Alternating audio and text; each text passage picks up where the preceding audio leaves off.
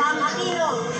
Nandito siya ngayon sa likod, binabati na lang yung mga supporters niya. Pero pagdating natin dito kanina, wala pa si Sir Bam. Tapos maya-maya dumating siya at nag-celebrate ng lahat. And right now, kasama na natin, currently number 2 sa standing ng senatorial, Sir Bam Aquino.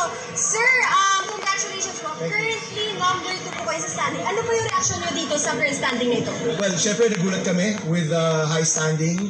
Earlier today, we were hoping na sana mag-8 tayo, mag-9 or 10. So syempre, nakakatuwa itong nag-number 2 and hitting very good results in many areas in Luzon and Visayas. So nais lang po namin magpasalamat sa lahat po ng mga tumulong. Alam ko pong maraming volunteers yung nag-ikot kahapon at ngayong araw na ito. Marami pong kabataan ang talagang pinush po tayo, pati po sa Senator Kiko. So we'd like to thank everyone. Maraming salamat po and we promise po hindi po namin sasayangin ito pong binigay niyo po sa amin. Sir, tama po diba, nabanggit nyo kanina, hindi ito yung inaasahan nyo na standing nyo number 2. Medyo ano po tayo sa mga previous na mga surveys. So, ano po yung reaction? Pagpasok nyo kanina, nag-celebrate po lahat, sinisigaw po lahat, sobrang saya ng lahat. Ano po yung reaction natin dito? Well, Bea, nung una kong beses sinabi na tatakbo ako, number 24 ako noon eh. Honestly sa show kayo ni Karen. So number 24 to 28 of May 2024. So in 1 year, ginapang natin yung 24 to the second spot na kung totoo ngang mag-e-end tayo sa second spot.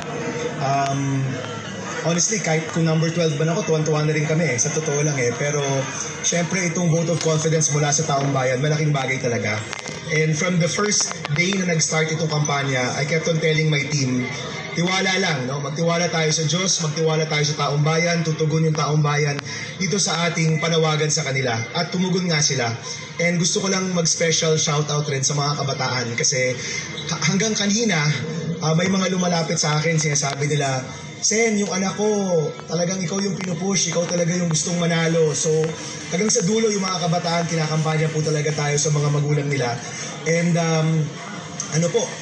I guess pinapakita talaga ng kampanya nito na kung gagalaw yung taong bayan, kung talagang magsisikap yung taong bayan, kahit anong forma ng politika sa Pilipinas, kayang baguhin. And I'm hoping na pagkatapos ng pasalamat, panahon na magtrabaho kasi alam ko rin na marami sa mga kababayan natin naghahanap rin ng tulong at lunas. At handa rin kami na gampanan yung papel na yun. Sir, as the results continue to come in, what are your hopes and expectations for the final tally naman po? Ako, honestly, makakapasok lang, tuwan-tuwa na kami. We never had any, parang wala kaming pangarap na mag-top.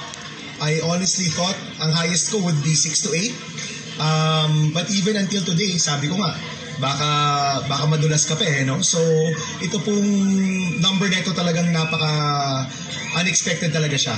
And gaya na nasabi ko kanina, seseryosohin namin itong pagbigay ng vote of confidence ng taong bayan sa atin. At gagawin natin yung lahat para mabayaran natin itong binigay na tulong ng taong bayan sa atin. Maraming salamat po, sir. Adrian, meron po ba kayong tanong para kay Senator Bam? Bukod, tanongin din natin na si Senator Bam, former Senator Bam, at ngayon nga ay isa sa mga nangunguna. Yung bukod sa mga kabataan, yung mga endorsement na nakuha niya, malaki ba yung papel na ginampanan ng mga ito? Senator Bam, yung reaction niyo naman po, bukod sa mga kabataan na mention niyo kanina, yung mga endorsements naman po na nakuha niyo? Opo, napakarami pong tumulong sa atin, especially yung mga kapwa senador natin, sila Senate President Cheese, Senator JV, Senator Win, ang rami pong tumulong, Senator Grace, kahit po alam ko sila Senator Nancy tumutulong rin, si Senator Alan tumutulong rin, Senator Joel, ang rami ho talagang nagbigay ng tulong sa akin mula sa mga nakasama ko noon sa Senado. Malaking bagay po yon. Sa mga entertainment sector din, ang rami-rami rin pong tumulong at kailangan po silang lahat pasalamatan. We'll have time for that. Pero sa totoo lang, ang rami rin kasing tumulong na hindi naman politiko at hindi naman artista. Mga pangkaraniwang Pilipino na nagsabi na nagnanais sila ng mga taong tututok sa mga problema nila. Sila rin po yung mga tumulong talaga. Kaya ito pong susunod na araw, susubukin po talaga namin magpasalamat sa lahat po ng mga tumulong, magte-text, mananawagan, babalikan, and hopefully po before the start of the term, mapasalamatan, maikutan po natin muli lahat at mapasalamatan ng maayos. senator, nakita nga natin sa social media posts nyo, talaga iniikutan nila lahat kung saan-saan mang lugar. Tony and Zen, baka meron kayong tanong kay Senator Bam? Si Adrian. Hindi, si ang Adrian. gusto ko itanong kasi, bagamat napakasaya talaga noong sitwasyon dyan, masaya naman talaga. Pero kasi may mensahe ba si Senator Bam doon sa mga ibang supporter na medyo hindi natuwa doon sa nangyaring pag-endorse ng Iglesia ni Cristo kay